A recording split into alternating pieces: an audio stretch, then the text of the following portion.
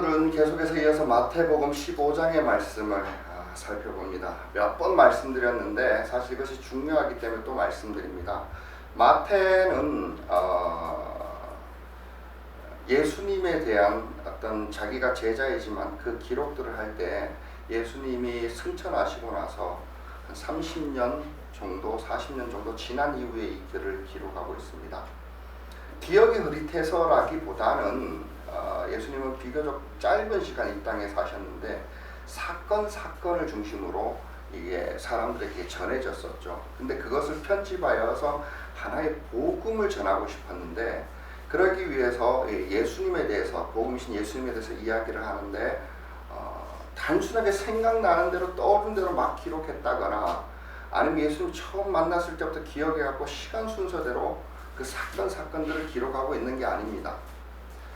자기의 독특한 어떤 신학적 기반 위에, 신학적 토대 위에서 그 사건들을 하나씩 설명하고 있다는 것, 굉장히 중요하다고 그랬죠. 그래서 이 앞뒤 내용을 연결하는 것이 굉장히 중요합니다. 이게 왜 중요한가 하면은 이제 목회를 하다가 보니까 한계가 뭐냐 하면은 어떤 사람은 정말 바른 말을 하기도 하고 옳은 생각을 하기도 하고 바르게 가고 있는 것 같기도 한데 나 스스로 항상 불안한 게 있었어요. 적절한 비운지도 모르겠습니다만은 제가 나무르려고 그러는 게 아닙니다. 그럴 수밖에 없다라는 겁니다. 우리가 성경을 읽었지 않습니까? 우리가 24시간 정해진 건 한계가 있고 매일매일 규칙적인 시간을 가지고 있는데 성경을 읽다가 보니까 기도하는 시간이 줄어들어요. 맞는 말이죠. 이게 잘못됐다는 게 아니라 그럼 어떻게 해야 됩니까? 뭔가 이렇게 열심히 하는 게 다가서려고 하면 이거 하면 이게 부족한 것 같고 저거 하면 저게 부족한 것 같고 그래요. 왜 그럴까요? 다 옳은 것인데도. 그래서 에라이 모르겠다. 아무것도 안 해버려요. 이걸 때문에 그러는 게 아니라 이것 때문에 아무것도 하지 말라고 저 교회에서 성경 읽으라고 그런 건 아니죠. 그죠? 분배하라고 그런 거지. 근데 왜 이럴까 생각해 보면은 제가 요즘 이렇게 좀 세미나를 최근에 받다가 하나를 발견했어요. 사람이 성경 전체에 대한 그림을 그리고 있지 못하기 때문이다 이런 생각이 들어요. 자기 신앙은 항상 방향성이 있어요. 근원에서 시작돼서 삶으로 가는 방향, 또 삶이 또 어떤 모양으로 예수를 닮아가는 그 방향이 있는데 자기가 어떤 위치에서 어떤 일을 해야 될지를 모르는 거예요. 다 중요한 건데 예를 들면서 가장 좋은 예가 운동 같아요. 여러분 열심히 운동하는다는 게 어떤 겁니까? 무조건 많은 시간을 투자해가지고 열심히 하면 좋습니까? 제가 운동해 보니까 그래요. 운동이 가장 어려울 때가 언제냐면은 운동 안 할 때예요. 그런데 하다가 보면 걱정될 때가 뭐냐면은 배가 많이 나와서 뱃살 운동하다가 보니까 어떤 사람이 그래요. 복근 단련 운동을 하면 힘들어서 그 다음 운동을 못하니까 그건 나중에 하십시오. 어떤 사람은 유산소 운동하라 그래요. 어떤 사람은 근력을 먼저 하고 나서 유산소 하라 그래요. 계속 왔다 갔다 그래요. 그런데 자기가 어느 정도 신앙의 방향성이 정해지면은 요렇게 다 틀이 나와요. 그게 어디서 나오냐면 헬스 코치한테 나오더라고요.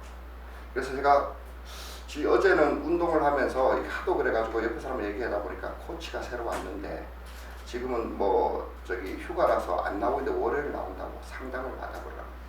그 사람은 자기가 목표하고 있으면은 시작부터 목표까지 큰 그림을 그려준대요. 운동을 어떻게 1시간 할 수 있으면 어떻게 해서 어떻게 하고 그래서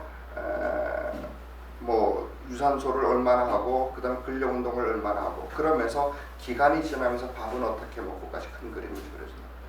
제가 이 큰 그림을 여러분들에게 그려드려야 됩니다. 왜 그러냐 하면은 성경은 자유를 주기 위해서예요. 진리는 우리에게 자유를 주기 위해서예요. 그러나 방종하는 건 아니에요. 진리의 범위 안에서 우리가 무엇을 해야 되는지 자유롭게 활동하기 위해서, 은사를 위해서, 경직되지 않기 위해서, 그러기 위해서 성경을 큰 틀에서 쭉 보고 거기서 하나님의 뜻을 알아가는 게 굉장히 중요합니다. 마태복음의 순서가 중요한 이유는 여러분들의 신앙의 어떤 위치와 방향을 여기에서 요거다라는 것은 그 다음이 어떤 방향으로 하고 있고 지금까지 길어온 길이 어디고, 그러니까 여기에서 나의 진단을 할 수 있다는 얘기입니다. 마태복음은 그것을 유념해서 그런 어떤 신학적인 바탕 위에서 기록하고 있다라는 거예요. 그래서 한번 되짚어 보십시다.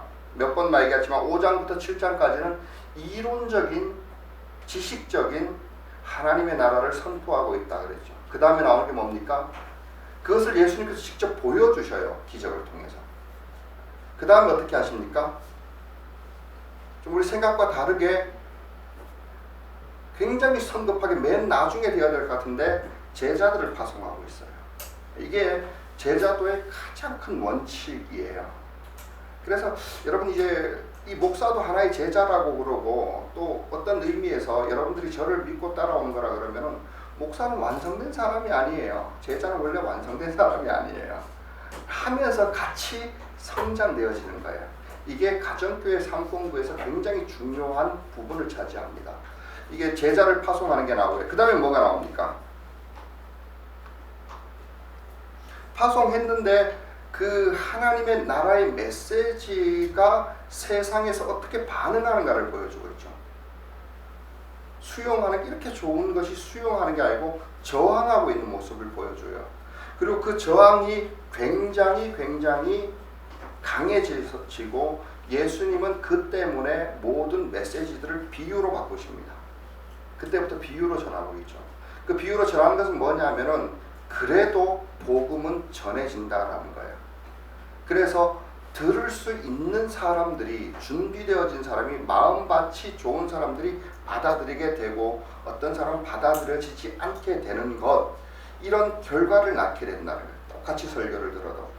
그리고 또 하나 이제 비유로 얘기를 하고, 그리고 14장에서 보면은 이제 이런 비유를 통해서 최종적으로 예수님의 정체에 대해서 분명하게 예수 그리스도는 하나님의 아들이십니다라는 얘기가 마태복음에서 최초로 나오죠.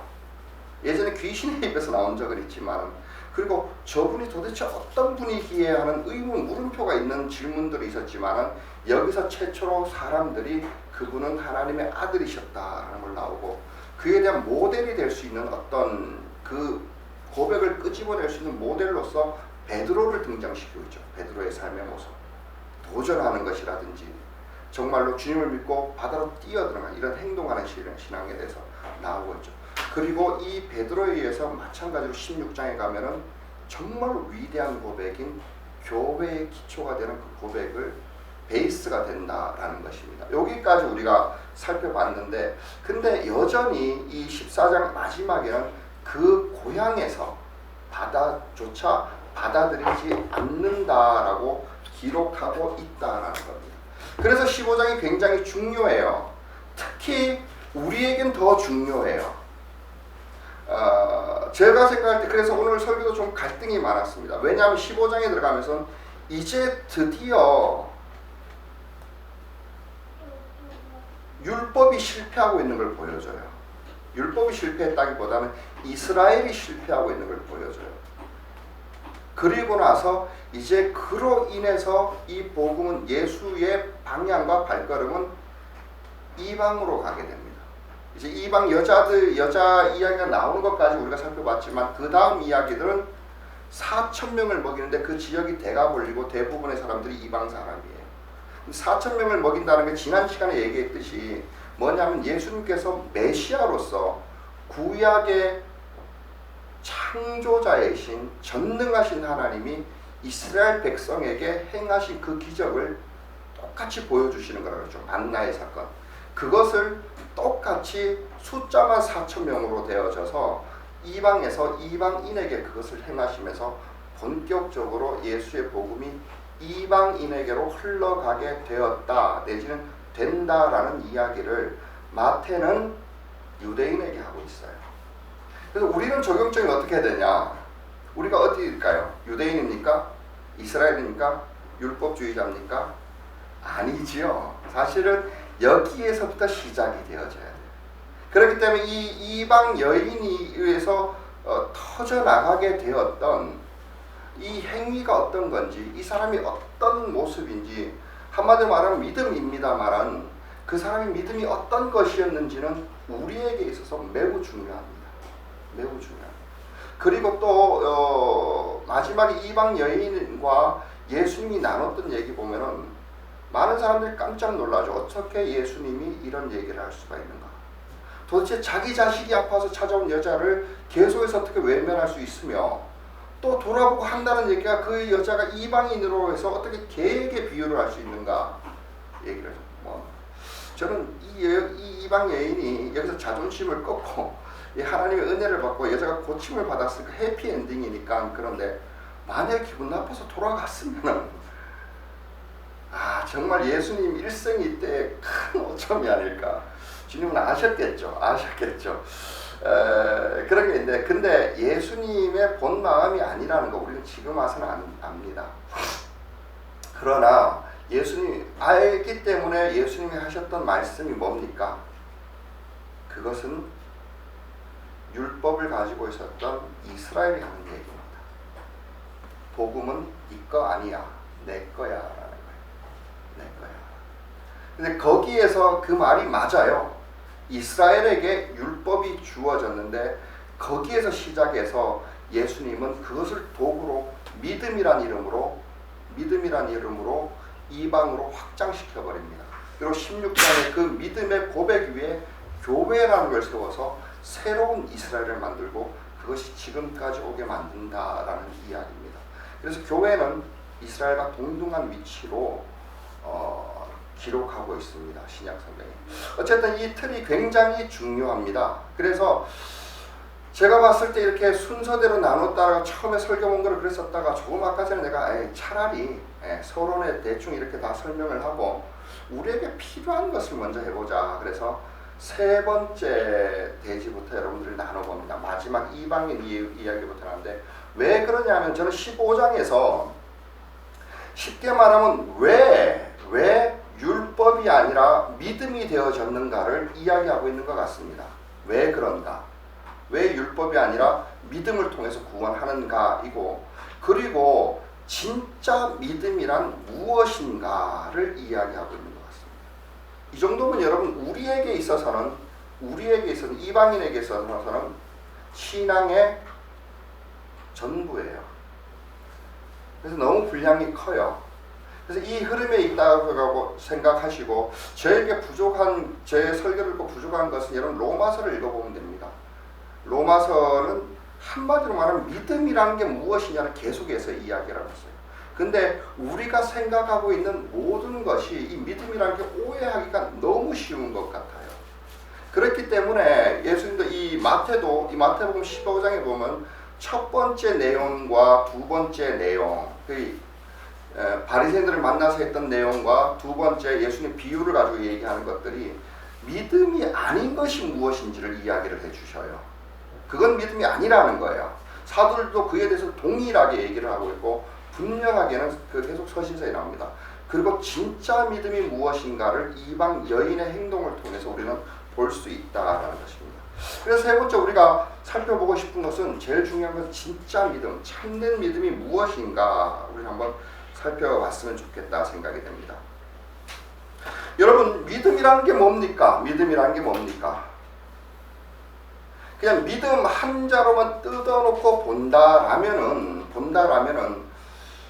우리는 많은 것을 믿고 있어요. 그렇죠? 근데 그 중에 진짜 사실이 뭐냐예요. 여러분들이 믿는 믿음이 뭐가 있습니까? 우리 아이들을 이렇게 키우면서 저 아이들은 한평생에 나를 사랑해 줄 거야, 나를 존중하고 존경할 거야 라는 걸 믿고 계십니까? 안 믿고 계십니까? 아닐 겁니다. 그걸 믿을 겁니다. 그래요? 그럼 어쩔 수 없이 대부분을 보면 그거를 믿을 겁니다. 그러나 자라나면서 배신당하는 거 압니다. 절대로 자기가 원했던 만큼 자식은 자기를 존중해주지 않는 것. 여러분, 이게 사실은 잘못된 믿음이라는 거예요. 여기에서 시작해서 우리의 거의 대부분 이 세상을 살아가면서 믿었던 것은요, 가짜예요. 속임수예요. 그렇지 않아요. 그런데 정말 중요한 건 뭐냐면 이 믿음은요, 반드시 자기 삶의 방향과 에너지를 만들어냅니다. 여러분, 공부가 나를 잘되게 행복하게 할 거야 라는 것 때문에 공부를 하죠. 그래서 그 믿음 때문에 아이들에게 공부를 강요하죠. 돈을 많이 보면 행복할 거야 라는 것 때문에, 뭔가 좋은 것이 있을 거야 라는 것 때문에, 실제로 돈이 줄 수 있는 행복보다 더 큰 것을 원하고 있기 때문에 많은 사람들이 그래서 돈 때문에. 근데 돈이 일으키고 있는 행복보다 불행이 훨씬 더 많아요. 그래서 믿음을 정리할 때 히브리서에서 이렇게 정리를 해요. 믿음은 바라는 것들의 실상, 보지 못하는 것들의 증거. 이게 뭐냐면 믿음은 사실에 기반하라는 거예요. 그리고 적어도 우리들이 무엇인가 속고 있다라는 것을 알아야 된다는 거예요. 왜냐하면 우리는 이 자체로 다가서야 돼요. 쉽게 말하면 이것이 일반적인 논리이지만은, 철학이지만은, 우리는, 이방인들은 여기에서부터 다가서는 거예요. 이 여인이 그렇게 다가오고 있어요. 신학적으로 이것을 일반 은혜, 특별 은총 이러는데, 특별 은총은 율법과 성경을 얘기하는 거고, 일반 은총은 우리가 가지고 있는 창조에 깃들어져 있는 하나님이에요. 하나님의 행하심이에요. 그래서 한번 그것 생각하고 한번 읽어보십시다.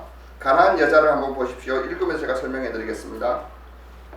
예수께서 거기에서 떠나서 두로와 시돈 지방으로 가셨다. 여러분, 두로와 시돈 그것을 많이 들어봤죠? 선지자, 이 성경 읽어가신 분은 뭔 내용인지 모르는데 두로와 시돈 들어가고 나면 구약 성경에 예언자들이 어마어마하게 좀 야단을 많이 치고 있는 굉장히 악한 도시입니다. 이게 나중에 베네치아의 전신이라고 볼 수 있는데, 항구 도시가 다 그렇잖아요.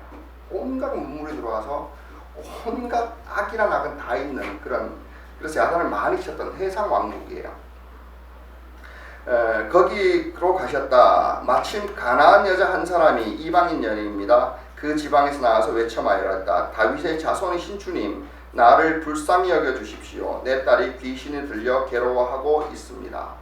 여러분, 구약 성경에도 보면 아시지만은 많은 이방 사람들이 여호와 하나님에 대해서 몰랐던 건 아니에요. 그러나 그가 유일신임을 알지 못했고요.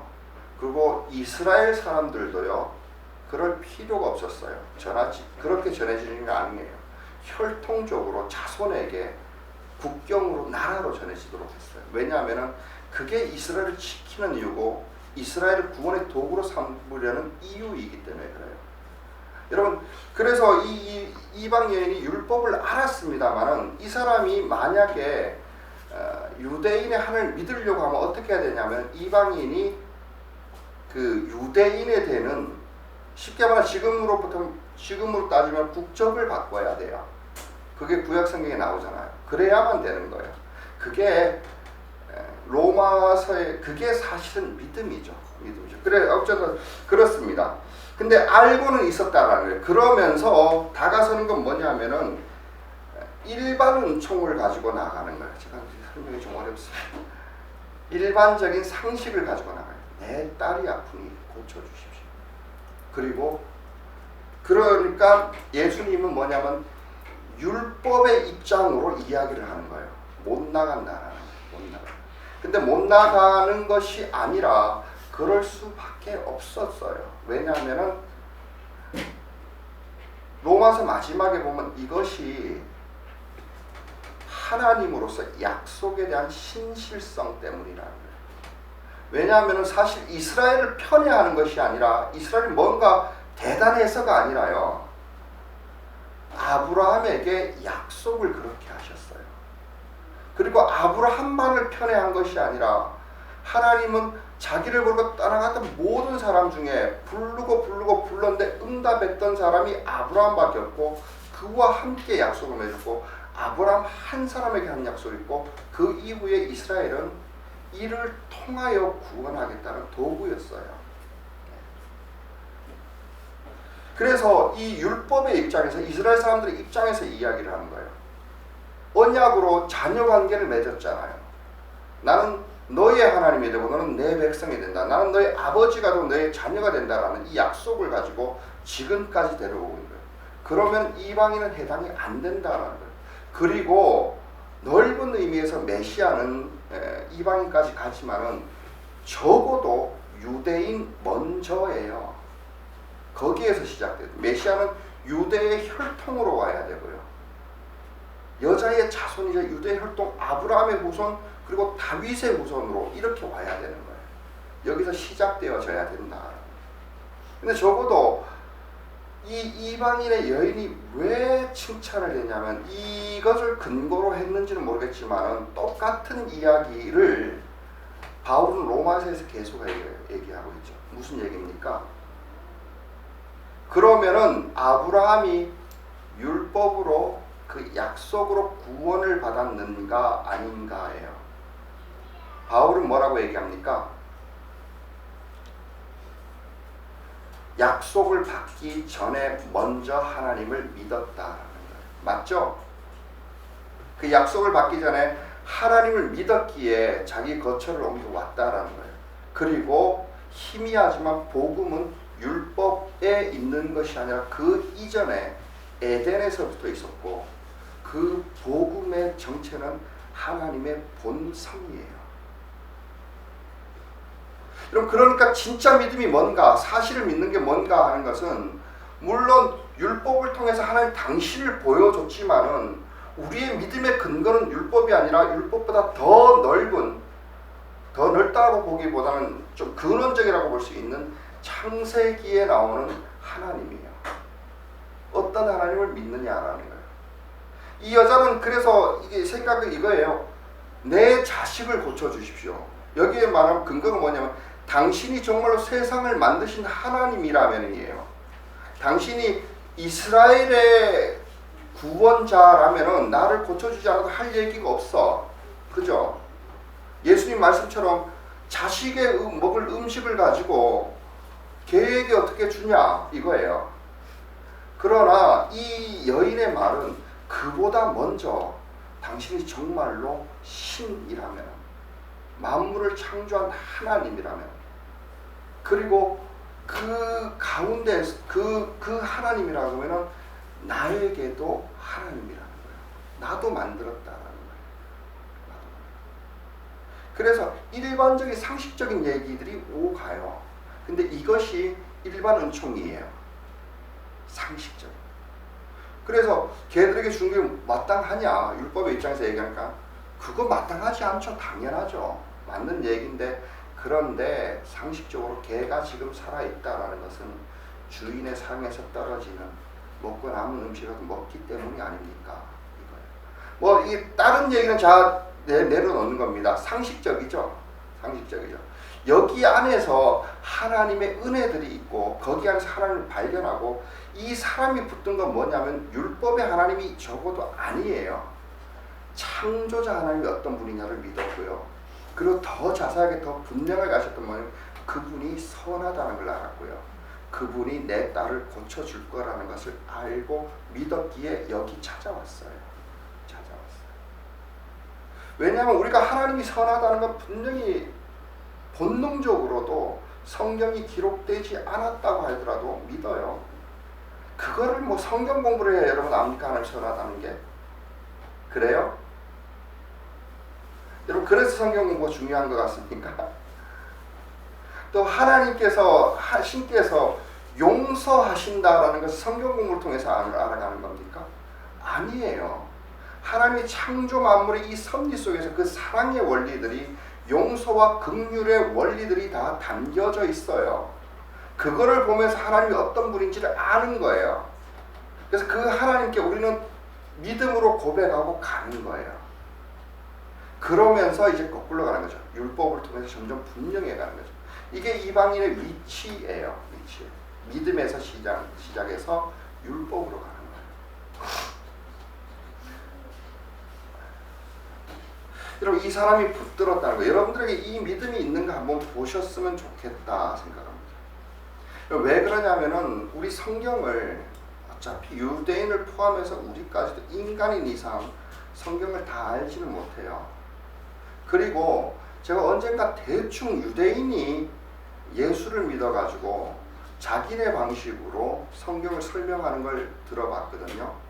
뭔 말인지 하나도 모르겠는데 신학교에서 배운 어떤 교수님이 얘기하는 것과 차원이 달라요.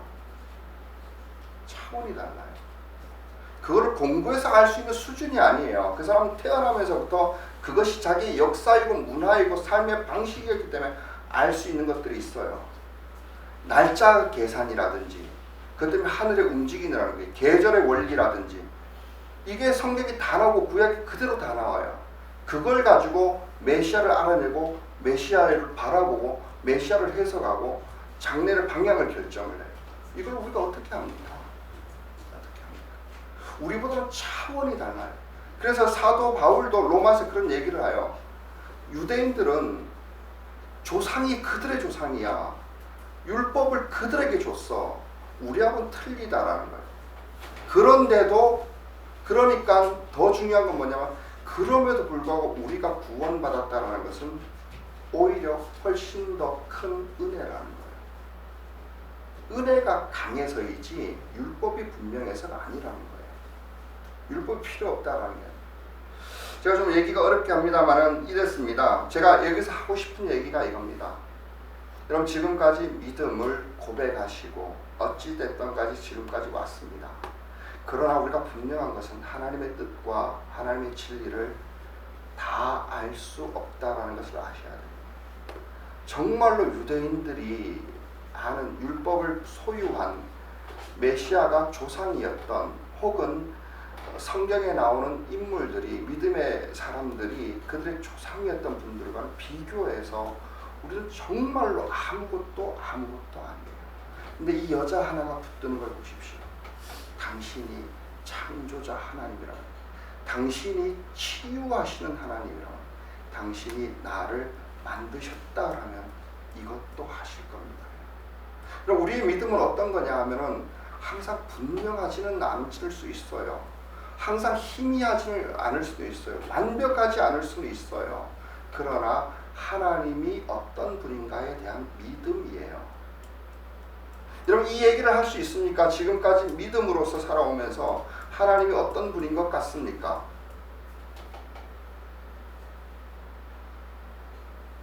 여전히 돈만 주는 하나님이셨습니까? 여전히 이 세상에서 어떤 성공이 행복의 척도로 말씀하고 계신 하나님이셨을까요? 아니에요. 우리가 진짜 창조자 하나님을 본다면 그분은 용서의 하나님이에요. 우리에게 희망을 주고 소망을 주는 하나님이에요. 그분은 우리를 사랑하시는 하나님. 제가 지금까지 경험한 가장 좋은 하나님, 내가 정말로 고백할 수 있는 하나님은 이거예요. 하나님 나를 용서하신다. 내가 나를 포기하는 순간도 있었거든요. 여러분, 살아올 때마다 그럴 겁니다. 자기가 자기를 절망할 겁니다. 어떤 도덕적인 것이든 어떤 세상적인 성공이든 뭐든지 나는 안 돼, 절망할. 그리고 한 번쯤 아이고 나 지금 인생 다 글러먹어서 때려쳐야 돼 라고 할 때마다 무릎 꿇고 내가 만난 하나님은 나를 포기하지 않으세요. 이 정도 죄졌으면 하나님 나를 미워할 거야, 이제 용서 안 해줄 거야 할 때도 하나님이 용서해 주셔요. 그래서 우리는 희미한 데서부터 시작해서 분명하게 이렇게 나가는 거예요.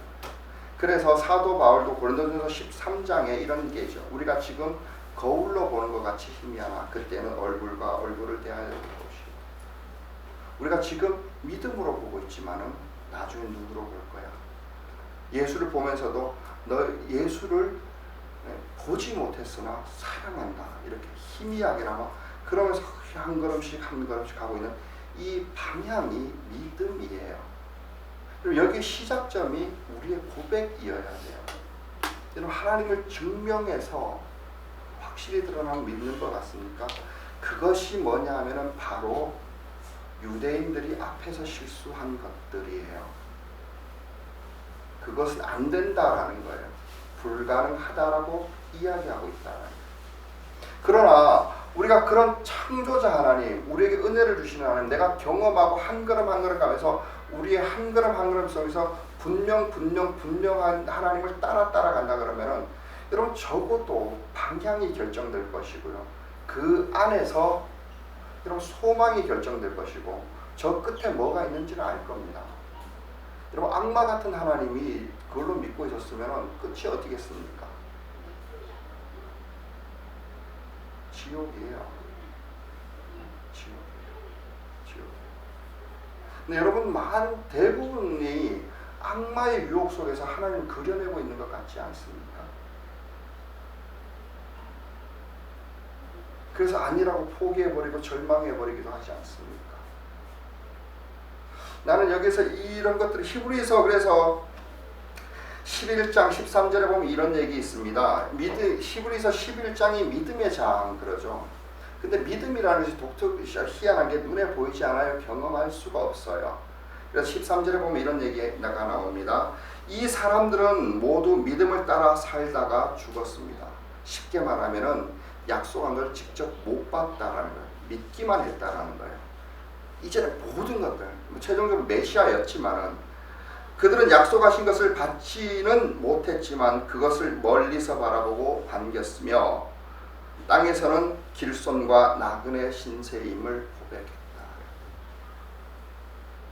여러분, 이 입장에서 이 사람들이 믿음에 대한 설명인데, 믿는다는 게 뭐예요? 흐릿하게 바라보고 있는 천국이에요.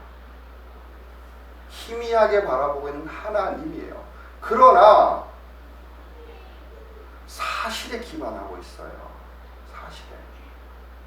그거는 여러분 지금까지 살아온 삶의 족적들을 보면은 보여요. 여러분 어디로 걸어왔습니까? 무엇을 향하여 걸어왔습니까? 나쁜 증거들을 대라가면 훨씬 많을걸요. 죄악에 빨랐고 세상의 허영에 빨랐고 교만에 빨랐고 그곳저쪽으로 걸어왔는데 그 끝에 하나님이 있다라고요? 아니잖아요.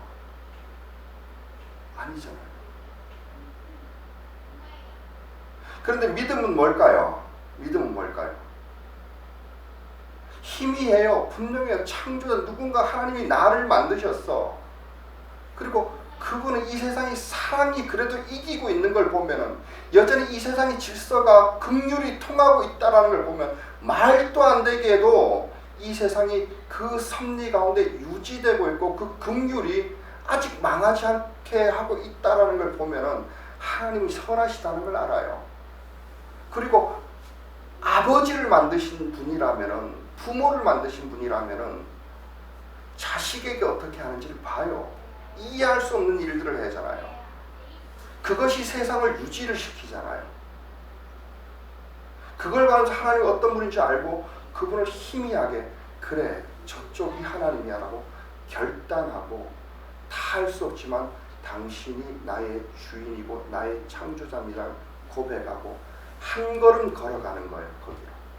그게 믿음이에요. 그래서 지금까지 죽었던 수많은 사람은 완전한 천국을 보고 죽은 사람은 없습니다. 성경을 모두 다 알고 죽은 사람도 없습니다. 모두 다 얼굴을 대하여 보는 것은 안 됐었습니다. 이 율법은 봤어요. 근데 예수를 보지는 못했습니다. 율법이. 여러분, 우리가 지금은 거울로 보는 것처럼 희미하나 그때에는 얼굴과 얼굴을 대하여 볼 것이요. 우리가 지금은 희미하게 하지만 그때는 주께서 나를 아신 것 같이. 그러나 분명한 증거는 뭐냐면 한 걸음 한 걸음마다 그것은 하나님이라는 믿음의 발걸음으로 한 걸음을 떼는 거예요. 이름이 같다라는 게 아니에요. 하나님이 어떤 분이냐라는 하나님의 정체성 앞으로 우리가 한 걸음, 우리가 시간이 지나면은 다른 쪽으로 가게 되지만 한 걸음 한 걸음 옮겨가는 것이 믿음이에요. 여러분, 입술로는 주여 주여 하지만은 그 끝에서 다른 문을 열고 있을 수 있어요. 하나님이 아니기 때문에 그래요. 여러분, 도덕도 그래요. 윤리도 그래요. 도덕과 윤리가 나쁘다라는 게 아니에요. 크리스찬의 도덕과 윤리는요, 올바르다라는 거 이거 아니에요. 하나님께 대한 순종이에요. 하나님이 그렇게 하라 그랬기 때문에 그걸 남이 나를 볼 때 도덕적인 사람이네 그런 거예요. 그래서 때로는요, 하나님이 그렇게 하라 그랬기 때문에 그 순종에 바꾸는 때 저 사람을 비난해요. 그럴 수도 있다라는 거예요. 그 중심에는 믿음을 가지고 하나님께로 한 걸음을 옮긴 거예요. 근데 도덕적으로 계속 발걸음을 옮기는 것이 유대인들로 말하면 율법의 형식대로, 사실 율법이 아니라 이 사람은 예수님하고 천에 타워져 첫 번째 대지처럼 장로들의 전통으로 한 걸음씩 옮긴 거예요. 형식만 갖추어졌고 마음에서 하나님 바라보는 게 두 번째는 마음에서 하나님 바라본 것이 아니라 마음은 죄가 계속 나오는데 형식은 딱 갖출 수 있었던 거예요. 이런 거예요. 그런 거하고는 달라요. 여러분, 묻습니다.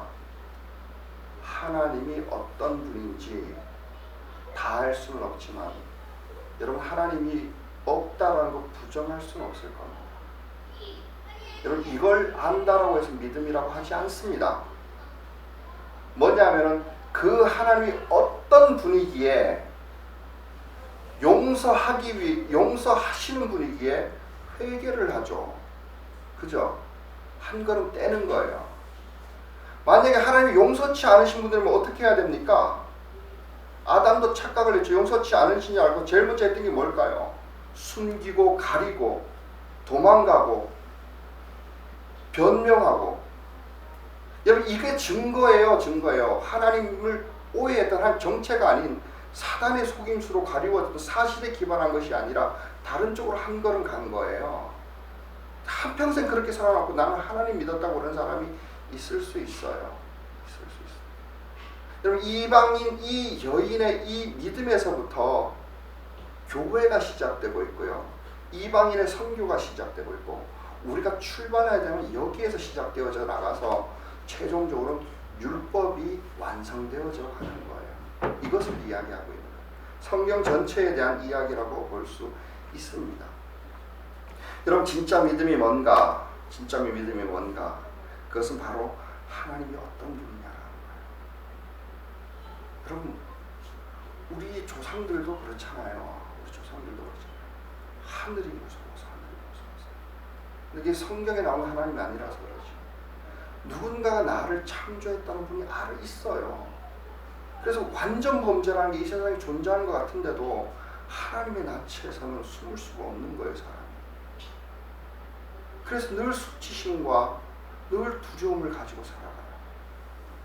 근데 하나님께 회개하고 나가면 용서를 경험을 하게 돼요. 자유함을 얻게 돼요. 그렇게 가는 거예요. 이 이방인 여인이 뭘까요? 이방인 여인은 예수 그리스도가 다윗의 자손인지 알았어요. 그건 이어서 나와서 이어서 다윗의 자손이라고 부르고 있지만 그가 고백했던 것은 하나님의 정체성이었어요. 당신이 하나님이라면 내 자식을 붙여줄 겁니다. 당신이 하나님이라면 걔도 만들었을 겁니다. 당신이 하나님이라면 걔도 살게 했을 겁니다. 이건 좀 다른 측면으로 해야 될 수많은 얘기들이 있어요. 첫 번째로 여러분, 예수님을 적어도 오해하시면 안 됩니다. 이제까지 제가 설명한 걸로 예수님이 이런 분이 아니라는 걸 분명히 아시겠죠. 그러나 여기 안에 굉장히 많은 뜻이 있어요. 유대인 먼저라는 건 사실이에요. 그것은 아브라함 때문에 그래요. 유대인의 편애 때문이 아니에요. 그리고 편애하기 위해서가 아니라 이방인을 위한 도구이기 때문에 그래요. 사실 이것은 신학적으로 논란이 있어서 아직 얘기를 하는데 지금쯤은 좀 알아내지 않을까 싶습니다. 왜냐하면 우리의 신학이 중세시대 때, 그래서 이스라엘이 없었을 때인데, 사도 바울의 입장에서는 이거예요. 이스라엘을 정말로 사랑하고 믿었기 때문에 그들을 희생시켜서 우리로 하여금 믿게 했다라는 비슷하게 기록하고 있죠, 로마서에서. 거기서 사실 많은 신학자들이 그것도 설교가들도 그 부분을 그냥 뛰어넘어요, 대체적으로. 근데 그건 옛날 전통이었다. 그때는 이스라엘도 없었어요. 근데 마지막에 보면 그런즉 모든 이스라엘이 구원을 얻으리라. 이건 놀라운 일이 일어났어요. 이 시대의 변화에 따라서 우리가 지금 그 신학이 못 따라오고 있는 거라고 보면 되죠. 도대체 이게 뭔 말인가 그랬을 거예요, 옛날에는. 나라가 없어진 지 2000년이 됐는데 뭐 이스라엘을 제가 이런 얘기를 하니까. 근데 분명한 건 뭐냐면 우리가 이스라엘, 사도 바울의 표현은 이스라엘이라는 그 기반 안에서, 그 도구 안에서 정말로 죽어야 되는데 접붙임이 되어져서, 쉽게 말해 여기서 말하는 개가 맞아요. 접붙임이 되어졌어요. 근데 개에서 끝나는 게 아니에요. 교회 때문에 우리는 이 이스라엘과 동등한 위치에 서요. 동등한 위치. 그리고 이스라엘은 장자의 권한을 늘 가지고 있어요. 지금 역시도 마찬가지예요. 그러나 이스라엘이 그렇게 되어져야지만, 이스라엘이 예수를 죽여야지만 우리가 구원을 얻을 수 있어요. 율법이. 그래서 하나님이 그들을 영 멸망하게 못하신다라는 거예요. 저는 이거를 믿어요. 아무튼 논란이 있습니다만 그래요. 제가 믿음에 대해서 설명합니다만 여러분, 믿음 어렵지 않습니다. 그러나 바로 하면 됩니다. 어떤 하나님을 붙드신가 했을 때 선하신 하나님을 붙들고, 여러분 그것 자체가 믿음이에요. 그러나 한 걸음 한 걸음 옮겨갈 때마다 그 발걸음은 믿음의 증거가 있어야 돼요. 여러분 분명한 건 뭐냐면 믿음의 증거가 있는가 하면 율법의 증거들도 있어요. 그리고 믿음이 아닌 것들에 대한 증거가 있어요. 적어도 우리는 믿음의 응답을 하여서 믿음의 증거를 해요. 여러분 그게 있어요. 우리는 그리스도인들로서 그것을 바라보는 눈을 좀 길러왔으면 좋겠어요. 뭐냐면 그 속에서 무엇이 출발되어서 이 행동이 나왔는가를 살펴봐야 돼요. 여러분 그걸 알고 나면은 금방 보여요. 자기 자신은 금방 알아요, 뭔지. 여러분 솔직히 말하면 한번 잠깐만 눈 감고 생각해보면은 내 이 행동의 동기부여가, 이 말의 동기부여가 어디에서 나왔는지 본인은 알아요. 그런데요, 율법으로 말미암은 사람들은 그거를 회개하지 않아요. 왜요? 진짜 하나님을 믿지 않기 때문에, 율법을 믿기 때문에, 행위를 믿기 때문에, 자기가 의로워질 수 있다고 믿기 때문에. 이거에 대해서는 이 믿음이 아닌 것으로 다음 주에 이야기를 하겠습니다. 첫 번째 내지와 두 번째 내지. 이것은 왜냐하면 율법이 실패한 거라서. 그러나 우리에도 같은 맥락에서도 신앙생활 출발하자마자 얼마든지 여기로 빠질 수 있는 것들이에요. 그러나 우리의 믿음의 시작이라는, 이 여인에서부터 시작되어졌다라는 것은 하나님이 누구인가이고 거기에 의지하고 붙들었다라는 거예요. 붙들었다. 성경을 다 알아야 되지도 않아요. 그리고 어차피 다 알 수 있는 사람도 없어요. 희미하게 가지만은 그러나 한 걸음은 나아갈 수 있다라는 거예요. 용서하시기 때문에 우리는 회개할 수 있어요. 용서하지도 않는데 뭐 하려고 회개를 합니까? 그죠? 우리가 회개하지 용서하시기 때문에, 바울의 입장에서 그렇죠. 용서 안 해주신다라면, 받아주지 않으신다면 차라리 안 믿고 사는 게 낫지 않냐는 거예요. 그렇잖아요. 그러나 고난 어려울지 모르고 수치스러울지 모르고 우리가 정말로 다 드러나는 것처럼 이런 게 있을지 모르지만 그분이 내 생명의 근원이고 용서하시고 받아주신다는 것 때문에 한 걸음씩 옮겨요. 그거 먼저 해보는 거예요. 당신은 살아계신 하나님, 나는 성경에 계신 하나님을 믿습니다. 그리고 그 살아계신 하나님을 믿습니다 하고 한 걸음. 사랑해 주신다는 걸 믿기 때문에 여러분 뭘까요? 뭐 할까요? 기도하잖아요. 그러잖아요. 그럼 기도라는 것은 뭘까요? 제가 생각하기에 믿음의 증거예요. 기도 안 하는 것은 뭘까요? 뭘까요? 네. 다른 걸 믿고 있기 때문에 그래요. 여러분 직장에서 열심히 일하니까 월급 나올 줄 알고 출근하잖아요. 근데 나는 월급이 하나님한테 나오니까 기도하잖아요. 달라고 그래야죠. 그리고 사랑하는 거 아니까 투정도 한번 부려봐요. 사랑하는지 아니까 조금 이렇게 실수도 하지만은 그래도 다시 받아줄 줄 알지만 이용하려는 마음 없죠. 이게 좀 자유예요. 한마디로 자유예요. 자유. 그런 하나님에서부터 시작하고 거기에서 확증으로 여러분 나가셨으면 좋겠습니다. 여러분 그런 하나님을 만나셨으면 좋겠습니다. 이 여인을 본받았으면 좋겠습니다. 예수님께서 말씀하십니다. 28절에 보면 여자여 참으로 내 믿음이 크다. 내 소원대로 되어라. 소원대로 되어라. 이게 믿음이에요. 여자는 예수님이 고쳐줄 줄 알고 왔죠. 왜냐하면 그분은 하나님이시니까. 하나님이라면은 이스라엘뿐만 아니라 이방인도 사랑했을 것이 맞습니다. 그래서 우리가 예수를 믿는 것입니다. 여러분 여기에서 시작해서 이방인의 선교가 본격적으로 시작되고 16장까지 가면은 사실상 이제 그 믿음이란 하나님의 나라에서 우리의 믿음의 역할이라는 걸로 마태복음 1부가 마무리합니다. 그래서 예수가 끊어지는 것이 아니지만 그 다음에 교회로서 어떻게 시작되는지 거기에 대해서 측면에서 얘기하고 있고요. 우리가 살펴봐야 되는 것은 뭐냐면 14장이 사실 좀 중요하기도 합니다. 14장이 뭐냐면은 예수님의 정체를 드러내실 때에 여러분 어디에서 시작되는지 봐야 돼요. 예수님의 싸움은 이 세상에 있는 현실이 아니에요. 악의 세력이에요. 그 악의 세력은 눈에 보이지 않지만 여러분들이 또한 내가 우리 모든 사람들이 오염되어지는 그 원인 마음이에요. 모든 생명의 근원 여기서부터 시작된다는 거예요. 여러분 여기에서 시작되어지기 때문에 다른 것들은 이후에 나오는 증거에 가까워요. 자꾸 신앙생활하면서 우리가 현실 도피를 해서는 안 되지만요. 이거를 이 안에서부터 밖으로 나가는 연습들을 해야 돼요. 내 마음을 살피고 내 마음 안에 성령이 오셨던 새로운 증거는 가장 큰 증거는 뭘까요? 새 마음이에요. 이전에 없었던 새로운 마음이 있어요. 괜히 하나님을 갈망이 되게 돼요. 하나님 떠나 멀리 있으면 두근거려요. 잘못하고 있으면 자꾸 끌어당겨요. 이러면 안 될 것 같다 싶고 이거 하면 좋았던 게 예전에 없었던 그 마음이 있어지는 거예요. 여기에 응답하고 그랬으면 좋겠습니다. 기도하겠습니다.